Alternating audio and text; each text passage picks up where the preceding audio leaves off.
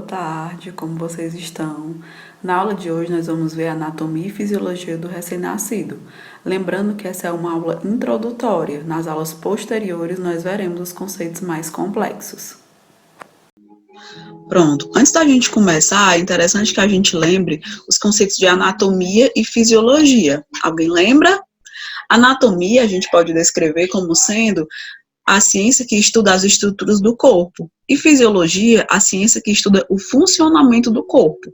Como a gente já viu anteriormente, a anatomia e a fisiologia, elas são ciências que trabalham juntas. Um detalhe muito importante que nós temos que lembrar sempre é que a criança ela tem uma anatomia e uma fisiologia peculiar. E o recém-nascido ele tem algumas características que já devem ser observadas desde o nascimento dele.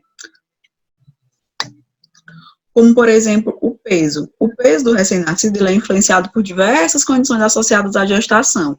Inclusive, a gente pode citar se a mãe fuma, se a mãe bebe, como a alimentação dessa gestante. Tudo isso vai influenciar no peso do bebê. Os tamanhos dos RN, eles são classificados de 3 formas. Se ele nascer com o tamanho adequado para a idade gestacional, a gente vai dizer que ele é AIG, ou seja, ele é um RN adequado à idade gestacional. Se ele nascer muito pequenininho para a idade gestacional, a gente vai dizer que ele é um bebê PIG, ou pequeno para a idade gestacional. Se ele nascer muito grande, a gente vai dizer que ele é um bebê GIG, ou grande para a idade gestacional.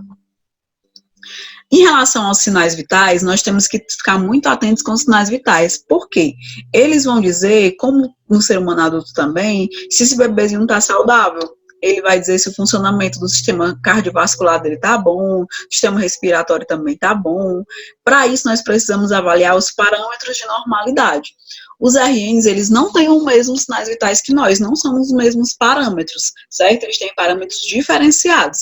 Nas próximas aulas, eu vou passar para vocês uma tabela e vai ter detalhadamente todos os sinais vitais referente ao RN. Só para adiantar, um dado que a gente tem sempre que lembrar é que eles possuem uma temperatura muito instável, porque eles perdem calor muito fácil. Então, é muito importante que a gente sempre esteja muito atento à temperatura desse bebê.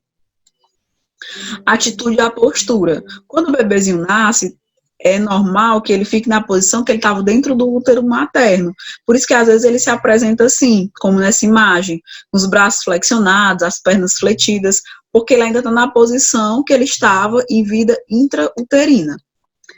A pele, ela também vai dizer, por exemplo, se esse bebezinho ele está hidratado, se ele está saudável.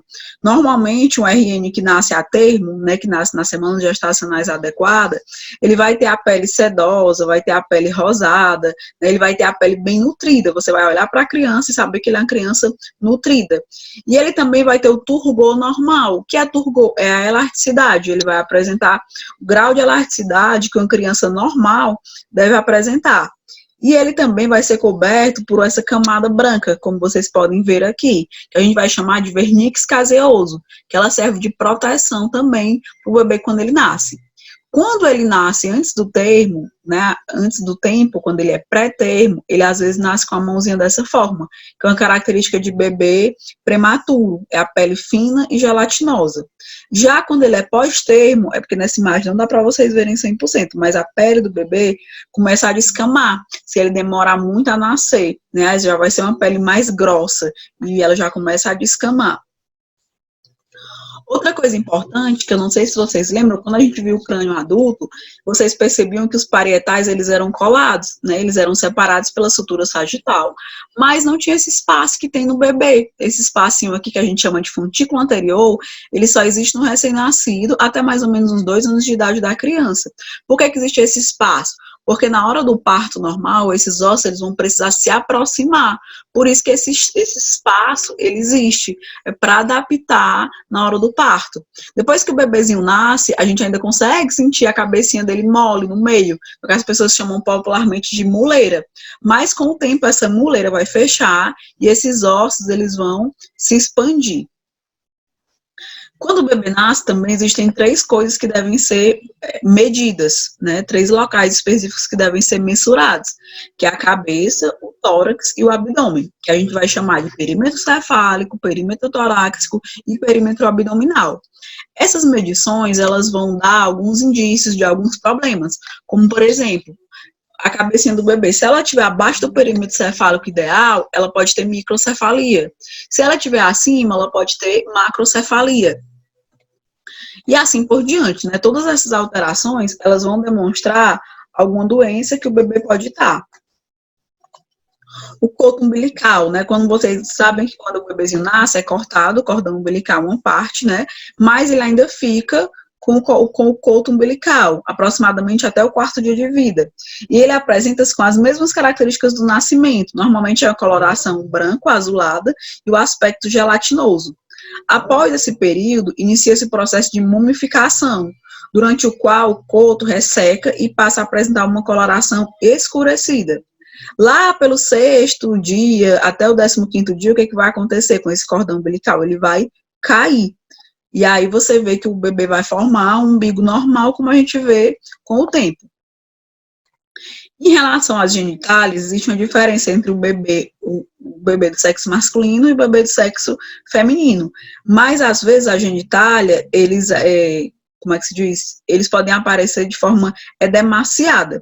No bebezinho homem, né, no sexo masculino, é importante que a gente avalie a bolsa escrotal para ver se os testículos já estão no local certo, porque às vezes acontece do testículo não ter descido, de maneira popular falando. E aí tem que avaliar nesse aspecto, se ele já está no local que ele deve estar.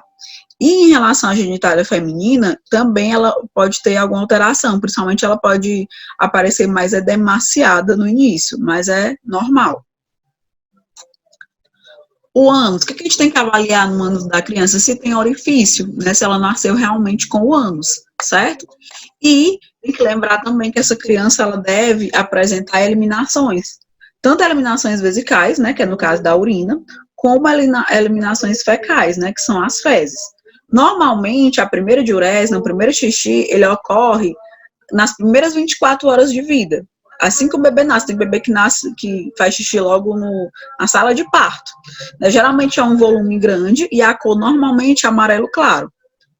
Depois, normalmente, né, as primeiras fezes também são nas primeiras 24 horas, que a gente vai chamar de mecônio. E ela vai apresentar uma consistência espessa, e a coloração dela, como vocês estão vendo aqui, é uma coloração verde escura. Se acontecer de não eliminar nas primeiras 48 horas a fezes, aí deve ser investigado, né, se esse bebê ele tem algum problema, se ele tem alguma obstrução no reto, né, tem que ser avaliado a causa de ele não ter apresentado as fezes ainda. Aí, a partir do momento que ele começa a se alimentar, as fezes vão assumindo outro formato, né, de acordo com a alimentação dele, com o leite materno. Então, pronto, gente, para hoje era só isso. Nas próximas aulas a gente vai ver todos esses parâmetros mais detalhadamente, certo?